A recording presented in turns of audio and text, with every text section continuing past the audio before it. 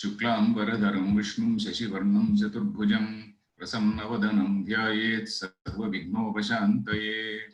योगेन चित्तस्य पदेन वाचां मलं शरीरस्य च वैद्यकेन योपाकरोत्तं प्रवरं मुनीनां पतञ्जलिं प्राञ्जलिरानतोऽस्मि। Om. Dear friends, welcome to the study of the Yoga Sutras. We were seeing the 30th Sutra. 30th Sutra, I will share the screen. We have come to the end of the 30th Sutra. 30th Sutra, that is Vyadhi, Sthana, Alasya, Avirati, etc. etc. I will just show the screen. Yeah, I need not go to the Sutra again, but this is the Sutra. That is Vyadhi, Sthana, Samshaya, Pramada, Alasya, Avirati, Bhranti, Darshana. What are all these obstacles we have been seeing? What are all these disturbances or obstacles, you call it, whatever? What are they? We were just seeing all that. And this line also we read, Aviratihi Chittasya Vishaya Samprayogatma Gardha. Gardha literally is, it is cognate with the English word greed, Gardha. Ma grudha kasya siddhanam, that is Ishavasya Upanishad. Ma grudha is greed. So Gardha here of course is the desire. Aviratihi Chittasya Vishaya Samprayogatma Gardha. That is, it is of the nature. Vishaya Samprayoga Atma. Atma means nature here. What is its nature? Nature of clinging on to objects. So that is called the non-detachment of mind. Detachment itself is a negative, non-attachment. Another negative, two negatives. That is non-detachment means very deep attachment with objects. Then this line from here we have to see. Bhranti darshanam viparyeya jnanam. Bhranti you know, Brahma, manaha Brahmati. Brahmati, which means it is wandering. And also not settled in one thing. It is a deluded type of perception. It is a deluded Brahma, we say. Brahma is a delusion, deluded perception. Then again, alabdha bhumikatvam, yoga bhumi. We are aware of the word called yoga bhumi. Bhumi, we know that it is not land. Bhumi is a particular level in yoga. That is, in yoga also we find, for example, if you go to Hatha Yoga Pradipika, they talk about Sapta Vidha Yoga Bhumikas. Bhumika is that level. In fact, Shubhecha itself is the first level. Shubhecha is, oh yes, I have to know something about yoga. That itself, that desire itself is the first level. Thereafter you go to the teacher and then you do study, and then there are so many terms there I don't remember. So Hatha Yoga Pradipika gives the names of all those levels. So something like that, Alabdha Bhumikatvam. Here we are not talking about, okay, it can be any level also. Alabdha Bhumikatvam, you have not received that level. Bhumi, that samadhi level, let us say, that samadhi level we have not reached. Alabdha bhumikatvam, samadhi bhumeha alapaha. We are now talking about samadhi bhumi, that level of samadhi. That is yoga chitta vritti nirodha, isn't it? Samadhi, yoga is chitta vritti nirodha. That is, samadhi is samyak adhiyate manaha. The mind is very properly or very firmly kept there. Not attaining any level of yogic concentration is alabdha bhumikatvam. Then anavasthitatvam, na plus avasthita, stha dhatu. Stha means to stay. Avasthitam is something which is very firmly established. Anavasthitam is not settled in one place. Anavasthitatvam. Yat labdhayam bhumau. Once you have attained that level, we have attained that samadhi, but then we are not able to stay in that for some time. Chittasya apratishtha. Pratishtha, again stha dhatu. Pratishtha is to stay in that pratishtha, to stay in a very firm manner is pratishtha. We also use the term pratishtha. Oh, the man he has got great pratishtha in society. Particularly in Telugu, we use that word pratishtha. Pratishthatmakamena, we also say. Pratishtha is fame, very famous, something like that. But here it is well settled. Apratishtha. Apratishtha is not settled. That is inability of the mind to stay in that particular bhumi, to stay in that particular level. It is known as instability or anavasthitatvam. That is instability. And samadhi pratilambhe hi sati tad avasthitam syad iti. Samadhi pratilambhe hi sati tad avasthitam syad iti. When is it said to be avasthitam? Here it above is anavasthitam. Here it is avasthitam. Avasthitam means very well settled. When do you say that it is well settled? We say that the mind is stable or well settled when it can attain that samadhi as and when you desire. That is another thing. As and when we desire, we should be able to get that samadhi. We suppose a person sits for samadhi. and he will attain that samadhi without effort. So that is the level to which a person has to practice. Samadhi pratilambhe sati. Pratilambha is labha. Pratilambha is labha. That is attaining samadhi. The mind is said to be stable when it can attain samadhi, when desired. Tad avasthitam syad. That means that mind, avasthitam syad iti. That mind is said to be stable. Then, ete chitta vikshepaha, nava yoga malaha. All these chitta vikshepaha, ete, these chitta vikshepaha, these disturbances of the mind, nine, yoga malaha. Yoga mala, they are also called chitta malaha. Chitta mala is again all the dirt of the mind. Yoga mala is all these, we can say dirt also. All these 9 types of dirt of mind, yoga malaha. Dirt of, here of course he is not saying chitta mala. I should not say dirt of mind. I should say something else. I will think of it. Yoga malaha. They are all some disturbances, some sort of impurities. Yeah, they are all impurities which come in the path of yoga. Instead of dirt of yoga, I should say impurities which come in the path of yoga. Yoga pratipakshaha. Pratipaksha is the opposition party. Pratipaksha. We know that pratipaksha and then swapaksha. Pratipaksha is the opponents. These are all the 9 opponents. And also the yoga antarayaha ityabhidhiyante. Yoga antaraya. Antaraya again is some sort of disturbance, some sort of intervening disturbance. Antara, in between. That which comes in between is antaraya. That is something which is a disturbance, a temporary disturbance. They are the disturbances for this yoga. Yoga antarayaha iti abhidhiyante. Abhidhiyante means they are told like that. They are called the obstacles or disturbances for yoga. Then this is not dirt of mind. I should use this something else. Okay, I will keep it like that. Okay. Then we go to next sutra. Dukkha daurmanasya angamejayatva shwasa prashwasa vikshepa sahabhuvaha. Dukkha daurmanasya angamejayatva shwasa prashwasaha vikshepa sahabhuvaha. Vikshepa means the disturbance. Mind getting distracted is vikshepa. Vikshepa sahabhuvaha. Sahabhuva is something which is arising along with it. Saha means together, along with something. Sahabhuvaha, that which is coexisting with, that which is coming along with, that which is accompanying. Vikshepa sahabhuvaha means there are certain, not merely vikshepas. Vikshepas are also followed by or accompanied by or vikshepas. They also have along with them some other effects. What are those effects? Some vikshepa comes.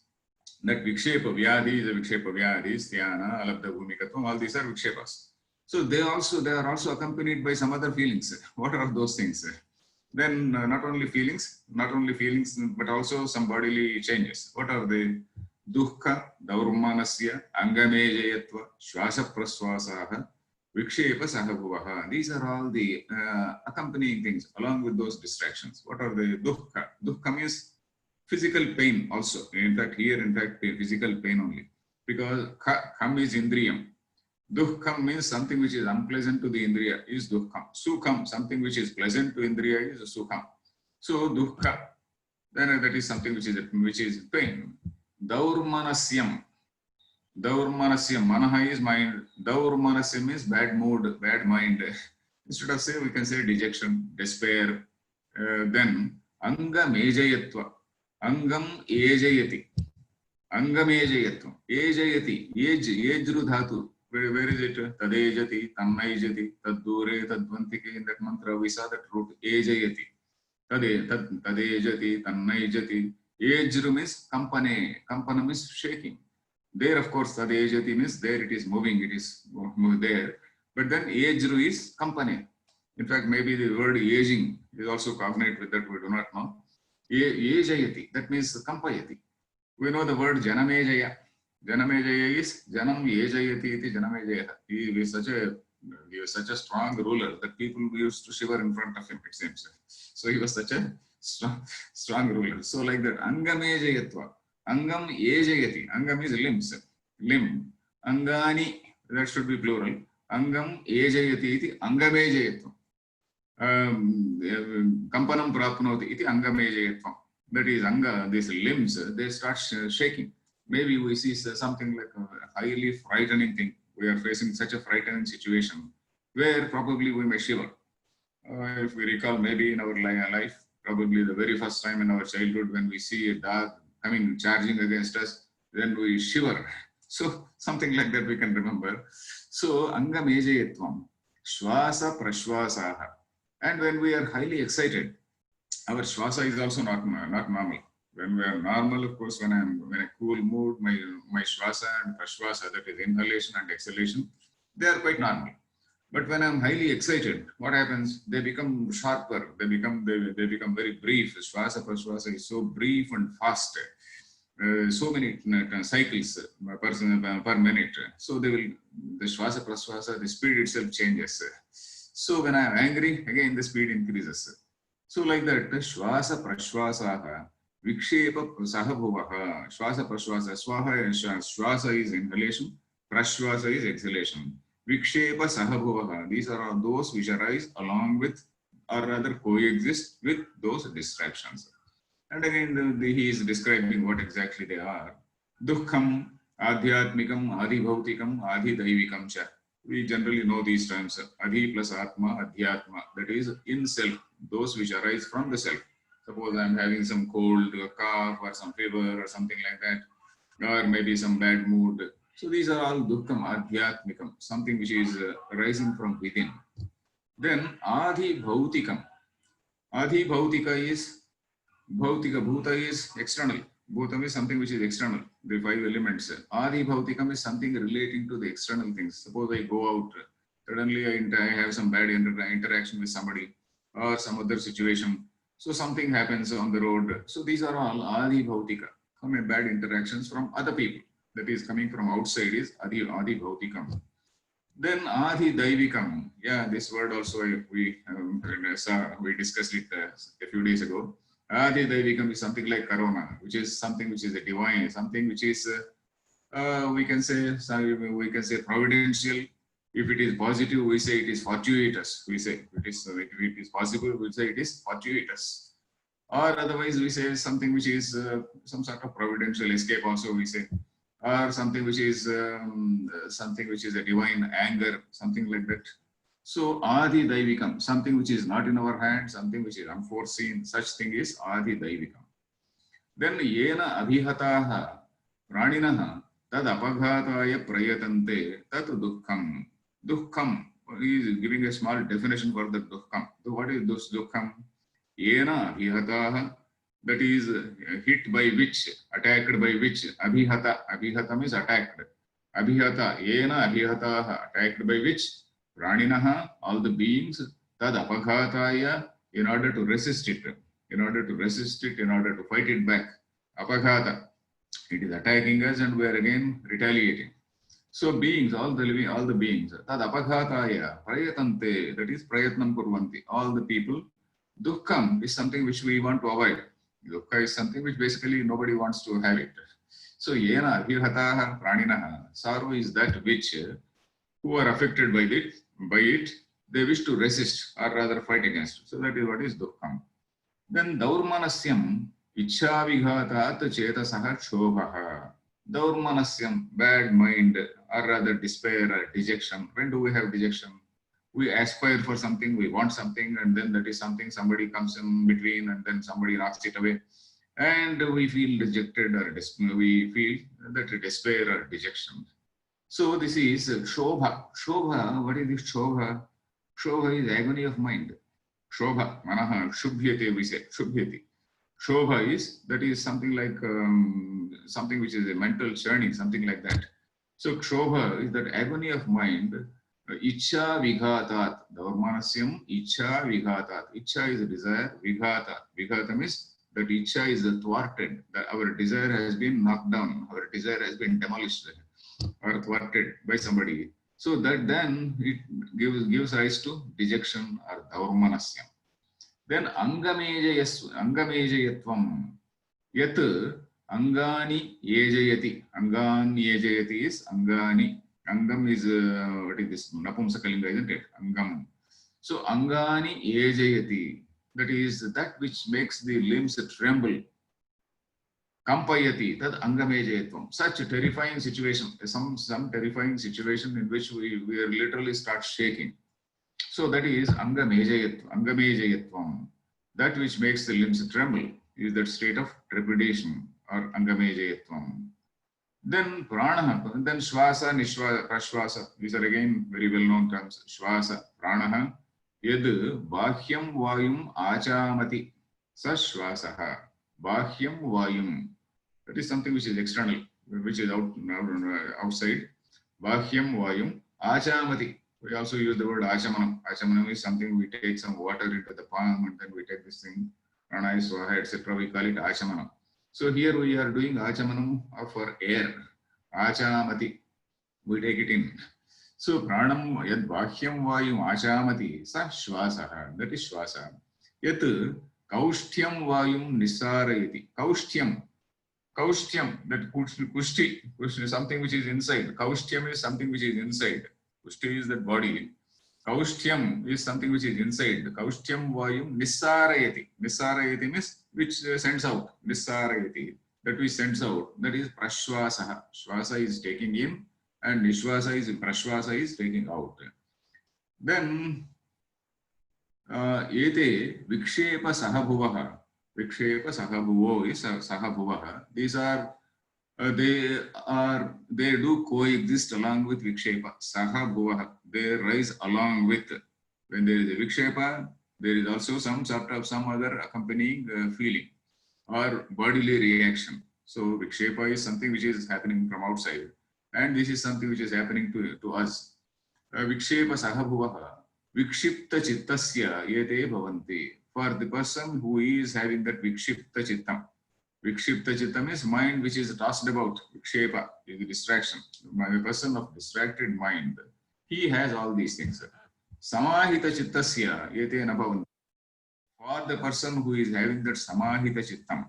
Samahita, we can actually take two meanings. Samahita is a person whose mind is under control. He is also called Samahita Chittaha. But then again, Samahita also means Samadhi. From Samadhi also, it is Samahita, the formation comes. So we can take both meanings. A person who has attained Samadhi, we can take Samahita Chittasya means for a person who has attained Samadhi, or for a person whose mind is under control. In fact, who has attained Samadhi may be a better translation here, because the context, overall context is we are talking about Samadhi. For somebody who has attained that Samadhi, who has attained that proper concentration of mind, so for him, all these things, they do not happen. Even if they happen, he just doesn't bother about them. He doesn't even notice them.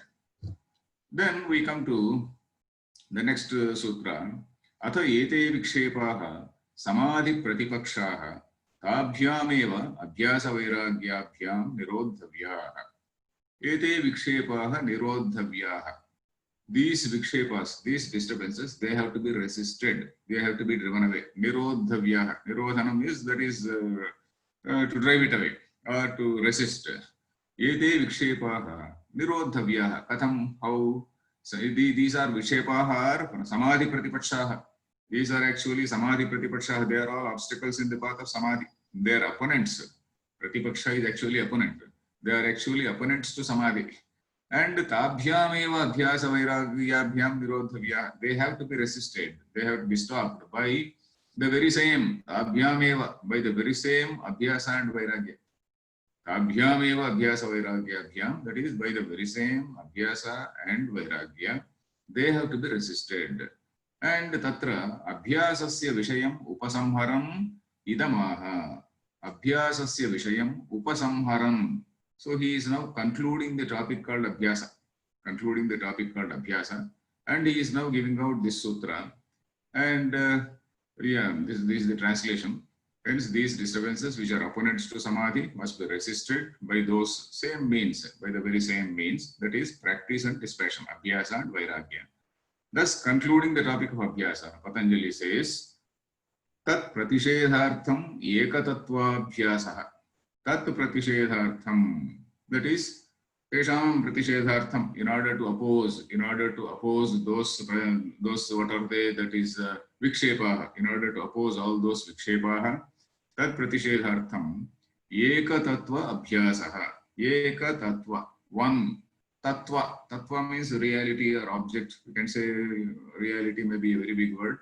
Though some, I think Vachaspati Mishra uses that word tattva, refers to that reality, highest reality or something. But Eka Tattva, it can also be any object also. Eka Tattva Abhyasaha, focusing the mind on one single object, focusing the mind on a single object. We saw earlier also Sampragnata. It can be some sort of Ishtadevata also, as Vijnana Bhikshu says. It can be some other focusing on a particular mantra or a particular concept, or focusing on a particular object. So that is what is Eka Tattva Abhyasa. That is focusing the mind on a particular thing. So then here, of course, in this sutra, the commentary is rather tough. We have to slowly go through that. Vikshepa pratishedhartham ekatattva avalambanam chittam abhyaset. Chittam abhyaset. That is, chittam has to do abhyasa. Of what? Chittam abhyaset. Chittam has to do abhyasa. That is, then vikshepa pratishedhartham. In order to negate or in order to resist all those things, Eka-tattva avalambanam. Avalambanam means holding on, or rather practicing. Avalambanam. Avalambanam, you can holding on to that some sort of means you are holding on, you are adopting some means.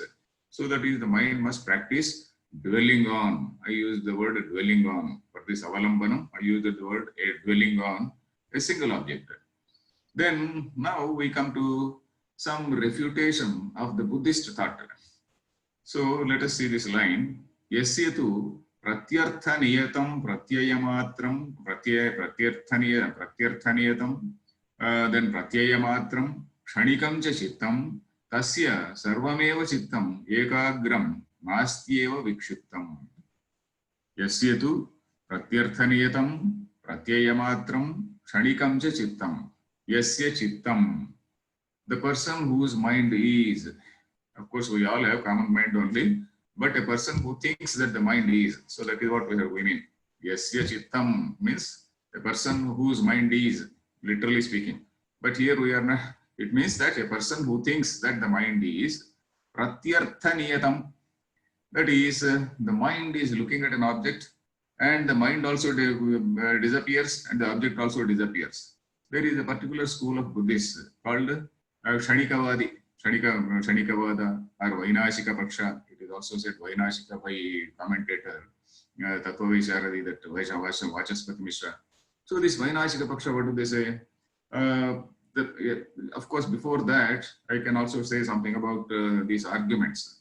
So in our Indian tradition, we see that the entire, for example, if you take Shankaracharya's Bhashyam, not only Shankaracharya Bhashya, Ramanuja Bhashya or Madhva Bhashya, there is a refutation of the other schools of philosophy. There is a refutation. That is Shankaracharya, okay, when he takes the Gita Bhashyam, his main task was to refute the Karma Mimamsakas. Karma Mimamsakas who were holding that karma is the only thing. Karma is the only thing. You have to do some yajna, yaga and all those things, and only by that you will attain moksha. So Shankaracharya's task was to fight against the excesses of those karmavadins. A person is always engaged in karma only and not knowing what is the supreme reality. A person is only thinking that, okay, by doing yajna I am going to heaven, and heaven is ultimate. So it is not ultimate. Heaven is only some small something which is some sort of toffee which is promised to you, and beyond that you have to know truth. So that is what Upanishad says. So the meaning of Upanishad does not stop with say this heaven. So that is what is Shankaracharya's idea. So on one side he fights with these Karma Mimamsakas, and on the other side he also fights with other people like Sankhya, that dualism of Sankhya, and he has to refute the Buddhists also there also. So we see that in our intellectual tradition, this sort of intellectual debates go on. In fact, you must be knowing one book called The Argumentative Indian. That Argumentative Indian by that Amartya Sen. So he has devoted one chapter for this tradition of Shastra Sabha, Shastra Charcha. So in this Indian tradition. So of course his idea was to show that we have now departed from that and whatnot. It is not so. His conclusions are wrong. But his chapter is interesting.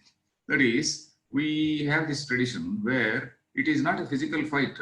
when we say that Buddhism is refuted by Shankaracharya, in fact, when I read this, I realized that suddenly it is not only Shankaracharya who refuted Buddhism. Much prior to Shankaracharya, people like Vyasa here, Vyasa Bhashyam. Vyasa is, we know that Vyasa is not the same Vyasa who wrote Bharatam. He is a different Vyasa. And this this Vyasa is generally dated to be a person who was in 4th century or 5th century Common Era, CE. That is 4th or 5th century Common Era when this Vyasa lived. And Shankaracharya, his date is given to be 7th or 8th century, that is same CE Common Era. Then obviously Shankaracharya must have known. And in fact, there is also a Shankaracharya Bhashyam on the same Yoga Sutra, though it is debated whether Shankaracharya really wrote this or not, because Shankaracharya nowhere shows the trace of that Advaita doctrine in his Vivaranam. Shankaracharya's commentary is called Vivaranam on this. So anyway, so this sort of intellectual debate was there.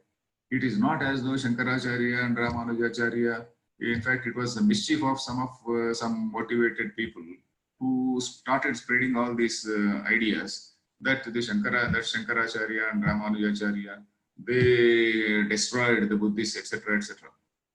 This idea usually it is promoted by all our left-wing thinkers, and left-wing thinkers they keep on writing articles. Not only left-wing, sometimes even the Dalit leaders, Dalit thinkers, and all those people, they say, "Oh, Shankaracharya and Ramanuja, they killed all the Buddhists." So it is not like that. All these debates, if you see, it is not a physical fight. In fact, Buddhism was not a religion to start with. Buddhism was only a school of thought. In religion, there is no debate. In religion, okay, I say this is God, and you have to jolly well believe or we'll fight. But this is not religion. If you see Sarvadarshana Sangraha Madhavacharya, all these schools have been discussed. For example, Sarvadarshana Sangraha, we know that there is a book called Sarvadarshana Sangraha by Madhavacharya. So in that, all these schools, for example, starting from Charvaka Darshanam, Arhata Darshanam, Bauddha Darshanam, again after that, various other schools, Shakta, Sankhya, and Ramanuja Darshanam, and all types of Darshanam. And finally, it concludes with Advaita Darshanam, saying that that is the most logical thing. Okay, that is his idea. Fine. But then, Buddhism and Jainism, they are not say refuted on the ground that they are separate religions. In fact, they were not religions actually to start with. In later days, we started calling them religions. We started calling them, and they also started feeling that it is a separate religion. So in our tradition, it is like that. And this allegation that, okay, the Shankaracharya and Ramanuja were responsible for driving away Buddhists, etc. It was initially a wild and also a random comment by one Buddhist named Rhys Davids, R-H-Y-S, D-A-V-A-D-S, Rhys Davids. He was actually an ICS officer. In those days, it was called ICS. Now it is called IAS, Indian Administrative Service. In those days, that is Imperial Civil Service. The British people, when they sent out to all their colonies, that was ICS, Imperial Civil Service. So they were actually trained in Cambridge. They were trained in Cambridge by people like Max Muller. You know that Max Muller's talks to those ICS officers in Cambridge, sometime in 1870s or so, they are all in a book form. They are actually available on the net also. If you want to see India, what it can teach us, if you just go to net and then see India, what it can teach us. So there, you find all the lectures of Max Muller. So Max Muller, eminent people like Max Muller used to give them inputs about what is the type of culture you are going to face. So, and the Max Muller talks about the Vedas, Upanishads, and all these things, various religious traditions and all that. India, what it can teach us. So, like that, we see that it was a philosophical debate. Of course, I can incidentally mention that this allegation that Shankaracharya and Ramanuja killed Buddhists, that is refuted by a person like Ambedkar. Ambedkar, in his book, there is a book by Ambedkar, which is called Revolution and Counter-Revolution in India. And in that book, there is a chapter, the 5th chapter of that book is titled The Decline and Fall of Buddhism in India. the decline and fall of Buddhism in India, he says that, okay, Brahmins drove away, or Shankaracharya, Ramanuja drove away Buddhists is all nonsense. They were not capable of all that. They were only capable of intellectual debates. What happened in history is something different. So we need not go into that now. So I have only simply mentioned that the debates against Buddhism, we should not take it as though this Indian thing, the other thinkers, they are fighting against Buddhists and Buddhist religion and whatnot. It is not a religious fight. It is only a debate in philosophy. That is what we have to see. We have to delete that idea from our mind that Buddhism is a religion. Buddhism initially was not a religion. Now, okay, we are calling it a religion. It's okay. So here, the Buddhist ideas, they are incompatible with Yoga Sutras also. It is not as though Buddhist ideas were refuted only by Shankaracharya or Ramanuja. Buddhist ideas were incompatible for all other people also. So that is the reason why all other people also refuted Buddhist ideas. So here in this line, what we see, yasyatu pratyarthaniyatam pratyayamatram kshanikam cha chittam. Chittam, the mind, they say that it is pratyarthaniyatam. For this school of Buddhists, everything is momentary. The mind, there is no permanent thing called mind. There is no permanent thing called mind, and the mind means only an impression which arises or which takes place. On seeing something, we say, normally we feel that we are seeing an external thing, but then the Buddhist says we are not even seeing any external thing. Something, the mind is projecting it. The mind is projecting it outside, they say. So there is an impression. The mind is projecting something, and the mind is having that cognition. And that cognition also is momentary. The mind also is momentary. So that is what is called pratyartha niyatam. Prati artha. Artha means object. Pratyartha means for every object, for every cognition. Pratyartha. Prati plus artha. Once you understand these terms, it becomes easy. Niyatam. Niyatam means something which is particular, which is unique. Pratyartha niyatam. That is chittam is unique or independent, distinct for each object or each cognition. So once you know, there is a chittam, there is a cognition, and that cognition also dies, and chittam also dies. The next moment, suppose what they say is, if you are seeing a pravaha, if you are seeing some sort of stream, you are not seeing the same water. There, the water which you see in this moment is totally different, and the water which you see something is different. If you see a lamp also, the light which you see in this moment or kshana, in this kshana is different from the light which you see in the other kshana. So anyway, their logic, if we really listen to them, maybe we will know how they will counter these arguments, but we don't know the Buddhist arguments completely. I should confess that I don't know the Buddhist arguments completely. So we will only go by what Vyasa says here. In fact, we see that what Vyasa says here is actually almost on same lines the Vedantins also have refuted. On the same lines, the Vedantins also, that is Shankaracharya in his Brahma Sutra Bhashyam. So here I also advise you to read this Brahma Sutra Bhashyam. 2-2- you may note down, 2-2- Sutras 18 to 32. Sutra 2-2- Sutras 18 to 32. That is second chapter, second pada, second adhyaya, second pada. Sutras 18 to 32, they fall into two adhikaranams, fall into two small adhyaya, two topics, where the Buddhist theory is discussed. I will also read out from that Brahma Sutra thing. But before that, let us see this thing. Yasyatu pratyartha niyatam. That is artham prati. Artham prati is pratyartham. That is for every object or for every cognition. It is niyatam. It is unique. And pratyaya matram. It is a mere cognition. It is just a mere cognition. And kshanikam. Kshanikam is the chittam also is momentary. What do you mean by mind? Mind is a momentary cognition. That's all.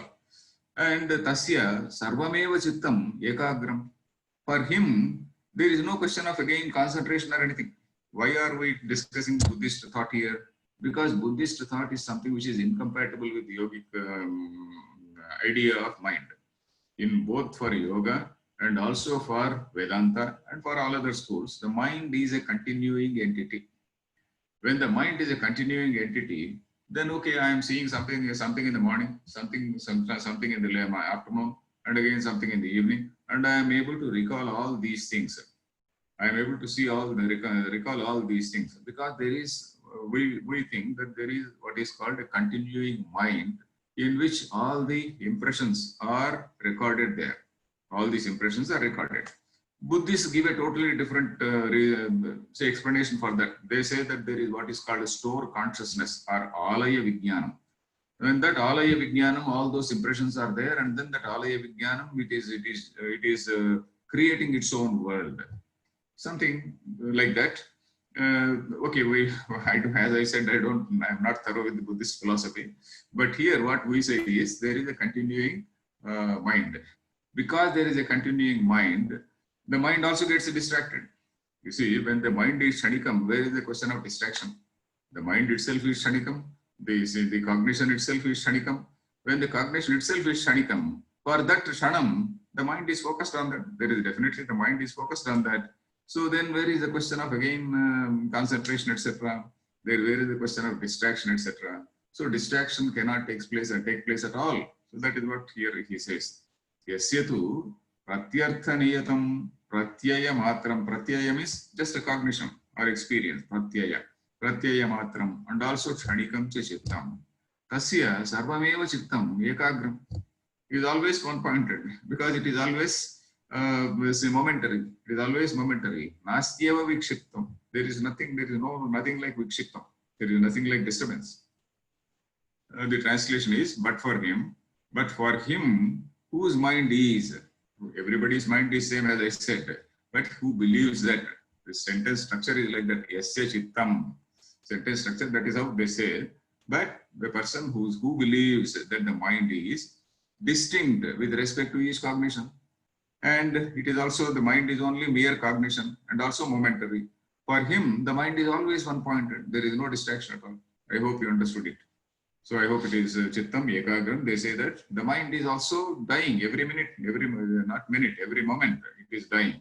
And next minute, what I am seeing is a totally different mind, a totally different cognition. What I told one kshanam ago is something different. I am not the same person. Some other person told. Now I am a different person. So that is it.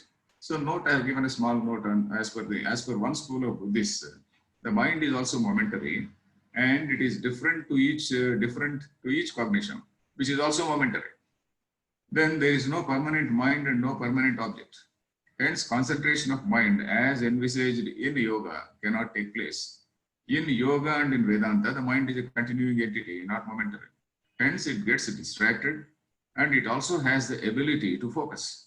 Because it's only when the mind gets distracted, then you are again bringing it back.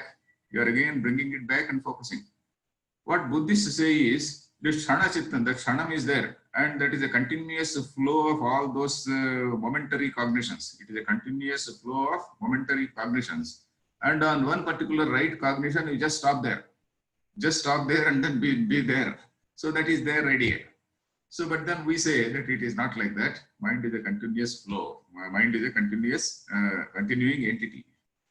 Hence, it gets distracted, and it also has the ability to focus. Hence, the issue of focusing the mind. The commentator is suggesting that for the Buddhist, there is no distraction at all. And hence, samadhi becomes meaningless for him. Our samadhi becomes meaningless for him, because the mind itself is momentary. So in the following discussion, Vyasa's idea is to establish that there is a continuing mind. In fact, if you see Vedanta, that is Brahma Sutra Bhashyam also exactly says the same thing. So when I saw the Brahma Sutra Bhashyam for a beginner, I recommend this book. That is Brahma Sutra Bhashyam by Swami Shivananda. It is also available on net. It is available, downloadable, totally downloadable on net, Brahma Sutra Bhashyam. Because he has given a summary of each of the discussion, entire discussion. If you go to the original Brahma Sutra, then you have to struggle a lot to know the summary. We have to struggle a lot in order to have the summary. But then here, the summary is given in a nice manner. For example, I will read out a couple of lines.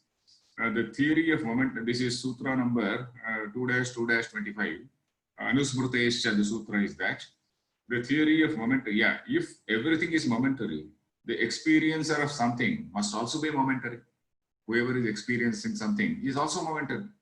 But the experiencer is not momentary, because people have the memory of past experiences.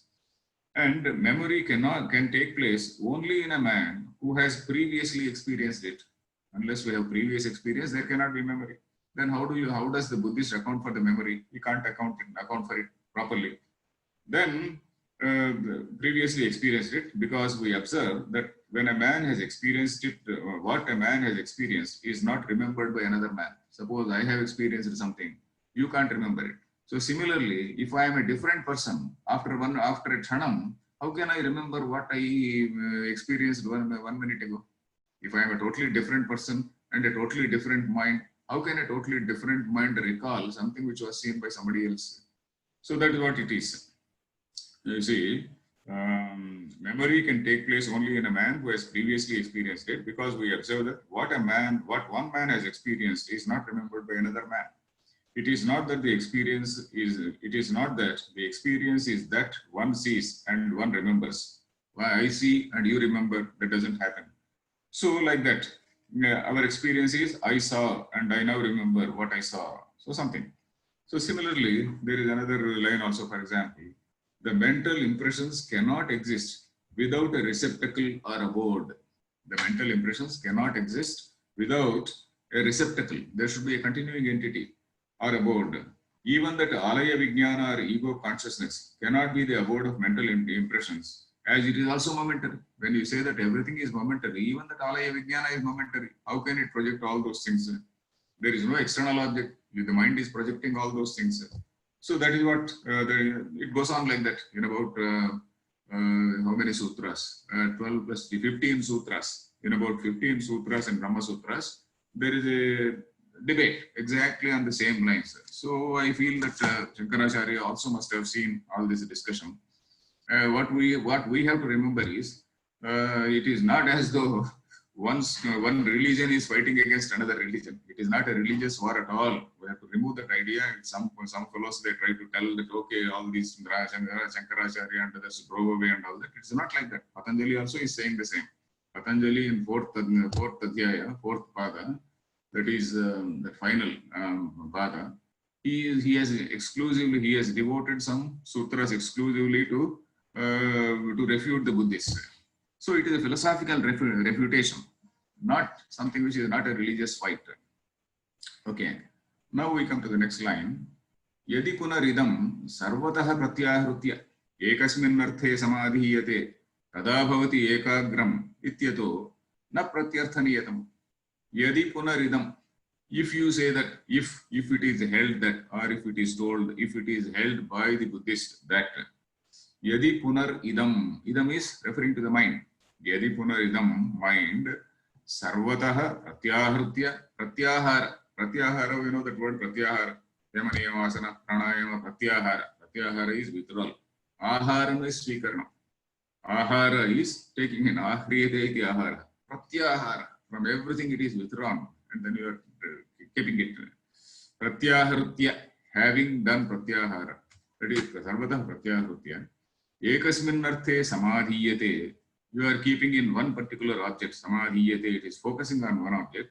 So if you say that mind is withdrawn from all those things and then samadhiyate tada bhavati ekagram, yes, then it is called ekagram. So the translation, if you see, the mind becomes one-pointed if it is withdrawn from all objects and focused on a single object.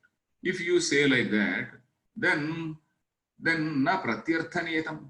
Ekagram ityataha na pratyarthaniyatam. Then you are refuting your own argument that the mind is pratyarthaniyatam. You see, when you are saying that the mind is unique, or rather it is separate for each cognition. I just notice something and the mind dies, the object dies. I notice something else, the mind dies and the object dies. So when it is so, then where is the question of withdrawing the mind from all those things and then keeping in one place? It cannot take place. So you are contradicting your own point that it is pratyarthaniyatam. Pratyarthaniyatam is the Buddhist term. Buddhist earlier said three things for mind. What did he say? Pratyarthaniyatam. That is one point. That is, the mind is distinct or separate with respect to each cognition. Pratyaya matram. It is only pratyaya. It is only a kshanikam experience and also kshanikam, momentary. So then, if you say that you are withdrawing from all those things and from all other things and then concentrating, you can't say that because the mind is pratyarthaniyatam. So if you say that, you are contradicting your own idea that it is pratyarthaniyatam, that mind is unique to each and every object or each and every cognition.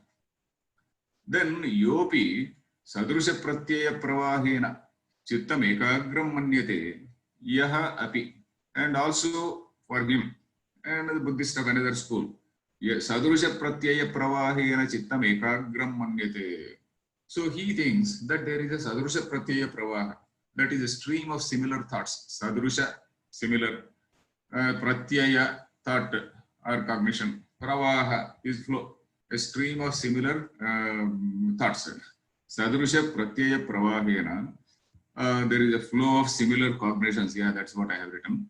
So sadrusha pratyaya pravahena chittam ekagram manyate. Suppose you say that, okay, yes, we are having a flow of similar thoughts. So, and that similarity is giving me that concentration. So, if you say like that, that ekagrata, what you are calling ekagrata or one-pointedness, yadi pravaha chittasya dharmaha, if you say that it is pravaha chittasya dharmaha, then we say that tada ekam nasti pravaha chittam shanikatvat. You are saying that the mind is shanikam. When the mind is shanikam, how can there be a pravaha in that? There is nothing which is connecting the one cognition with the next cognition. Suppose if the mind is there, a continuing entity, then there is an impression, and there is one impression leading to another impression, one connecting to another impression. So there is a connection. Here there is no connecting point at all. Let us read it again. Yopi sadrusha pratyaya pravahena chittam ekagram manyate. That is a person who holds that. You read in English also. Who holds that there is a flow of similar cognitions and hence the mind is one-pointed. Chittam ekagram manyate. Tasya ekagrata, that the ekagrata or one-pointedness, yadi pravaha chittasya dharmaha. If that ekagrata belongs to that, whether it is one-pointed or the property of the flowing mind. You see that whether it is, we question whether that one-pointedness is the property of the flowing mind. Is it so? If so, we point out that there is no single stream of mind. There cannot be a single stream of mind because the mind itself is momentary. When the mind itself is momentary, then how do you say that there is a stream and whatnot? Tada ekam nasti pravaha chittam. There is no single ekam nasti pravaha chittam means there is no single mind which is of the nature of flowing cognitions. There is no single mind which is of the nature of flowing cognitions because shanikatvat, because you are yourself saying that the mind is shanikam. So if you want to understand this, maybe we should also call a Buddhist and also call a exponent of yoga, yoga philosophy. Maybe we have to make them discuss. Then we can have a lively debate about what exactly is the thing. But anyway, right now we are only following what Vyasa says. And of course, on the same lines, we find in Brahma Sutra Bhashyam also by Shankaracharya. Sutras are also there by Badarayana in the same manner. Then the Buddhist can say one more thing. Atha pravaha amshasyaiva pratyayasya dharmaha. Pravaha amsha. Not the, okay, we say we are not talking about the entire stream, we are only talking about a small bit of that stream. Pravaha amsha. Pravaha amshasyaiva pratyayasya dharmaha. Sa sarvaha sadrusha pratyayavahi va visadrusha pratyayavahi va bhavatu. I have added in order to understand it better. Sa sarvaha sadrusha pratyayavahi va visadrusha pratyayavahi va pratyartha niyatatvad ekagraha eva iti vikshipta chitta anupapattihi. Then if you say that it is only a little bit, if you say that one-pointedness is the property of a portion of the stream of cognitions, it is all abstract. I know that it is all abstract, but we are now, we here and there, we get such abstract passages because in the commentaries, usually there are some sutras which are very, very simple. There are some sutras where the refutation of other schools will be there because you see, as I said, in religion there is no debate. Because it is philosophy, debate is the very core of philosophy. So these are all what are called mind sciences. If you see, nowadays we talk about the mind sciences. And in fact, Swami Ramatirtha points out a very great philosopher, Swami Ramatirtha. Not Swami Rama. There is another man called Swami Rama. He is different. Swami Ramatirtha, he was a man who lived in 1900 and 1920s, around that time. So he was a very great philosopher. He has written so many volumes. His volumes are there in the woods of God realization. My Guruji, Tattvavidananda Saraswati, he strongly recommends those volumes. That is, in the woods of God realization. Wonderful books. So there he points out that in Indian, the uniqueness of Indian philosophy is that right from the beginning, we have been trying to examine what is this mind. In the Western philosophy, there is only examination of the external world. You see, right from, except for occasionally somebody like Plato, he talks about the theory of caves, etc. Prior to Plato also in Greek philosophy, a couple of people were there. But later when you see the entire Western philosophy were external oriented. Then only from 18th century or so, they started talking about the mind. But then if you see in Indian philosophy, right from the Upanishadic times, what is the structure of the mind? What is this body? So many layers of the body. So this examining the examiner has been the main point in Indian philosophy. That is one important thing we have to see. So it is not a religious fight at all. So anyway, here, Pravaha Amshasyaiva Pratyayasya Dharmaha, if the Buddhist says that one-pointedness is the property of a portion of that stream of cognitions, then Sa Sarvaha Sadrusha Pratyayava Hiva, Visadrusha Pratyayava Hiva Bhavatu, then all that flow, whether it is a stream of similar cognitions or dissimilar cognitions, it is one-pointed only. Because the mind again, mind is momentary, and the cognition also is momentary. The mind is momentary, cognition also is momentary, means the mind is focused on that. The mind is focused on that. And there is a stream of such things. Then the mind is always focused only. There is no question of vikshepa. The mind is always focused only. Pratyarthaniya tattvat pratyaya visadrusha pratyayava hiva bhavatu. Sadrusha pratyayava hiva bhavatu. Visadrusha pratyayava hiva bhavatu. Whether it is a similar cognition or a dissimilar cognition, it doesn't matter. So the mind is at that particular time, the mind is focused on that. That is the point. At that particular point, the mind is focused on that. Pratyartha niyatatvad, because it is unique to each artha, it is something which is ekagra eva, iti vikshipta chitta anupapattihi. There is no, this possibility of vikshipta chittam does not arise.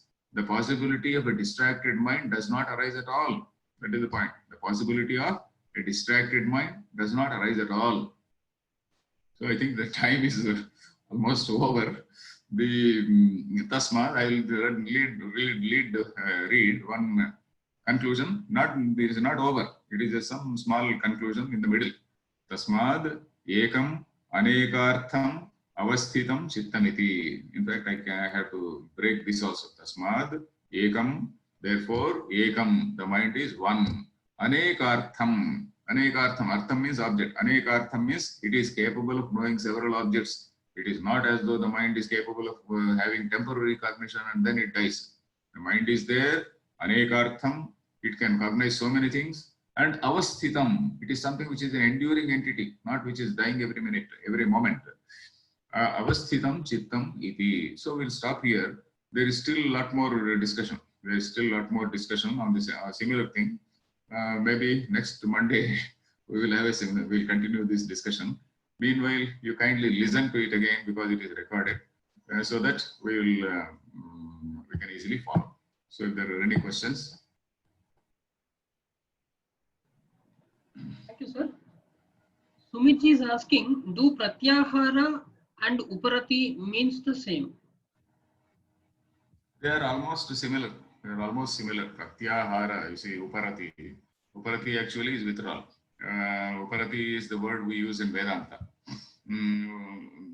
Uparati, titiksha, etc. Uparati, titiksha, that is the sadhana chatushtaya sampatti, we use that word uparati. Then pratyahara also is withdrawing from sense objects. They are all similar. We have not used that word pratyahara in Vedanta. So the pratyahara is the word used in yoga. So they are the same. We can say are same. Literally they are same. Thank you, sir. Padmavati is asking, Sir, the final goal of meditation is to be able to empty the mind of all thoughts, objects, my understanding. Would the instruction to focus mind on a tangible object be considered a stepping stone to achieving the final goal? Also, what could be examples of appropriate objects to focus our mind on? Yeah, that is what, like what we saw in Samprajnata and Asamprajnata.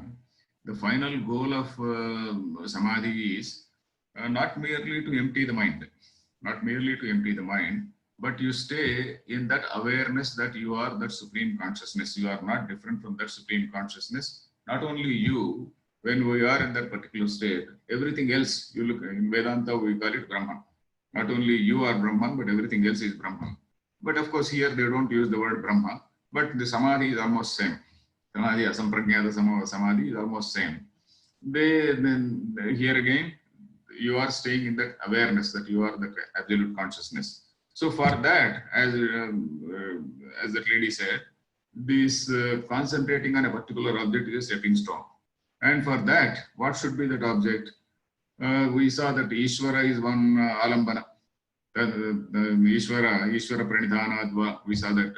And pranavaha tasya vachaka, pranavaha we saw. Then that Omkara japa. When the not empty japam of Omkara, but I also told the meaning of that Omkara. What is that Omkara? Omkara, how that symbol probably evolved. For that, I quoted from Mandukya Upanishad, etc. So we concentrate on a Sakara Saguna deity, for example. Sakara Saguna deity, call it Ishtadevata. And then slowly and slowly from Sakara to Nirakara, we are supposed to slightly go up. And if we stay at Sakara level also, okay, that also gives some result. We are at that level only, Sakara level. I think, okay, this particular God is the Supreme Lord. I don't lose anything. But what Vedanta or this yoga says is, there is a slightly higher level, which is the absolute reality. Because your Sakara, Saguna, it is okay for you, but it is not accepted by everybody else. So if it has to be accepted by, if it is to be, accepted by everybody else, you have to rise to a higher level so that it is something which is undisputed. So that is it. Basavaraj sir is asking for the Brahma Sutra reference. It is 2-2-18 to 32, right, sir? Yeah, 18 to 32. Sutra number 18 to 32. There are two Adhikaranas. In both Adhikaranas, in fact, I recommended this book. You get in online also. Swami Shivananda Brahma Sutras, it is online also. You can download into your cell phone and then you can see those things. And I find it is a wonderful text to give a clear picture of Brahma Sutras. That's all for today, sir. Thank you very much. Thank you. Hari Om. Hari Om. That's it.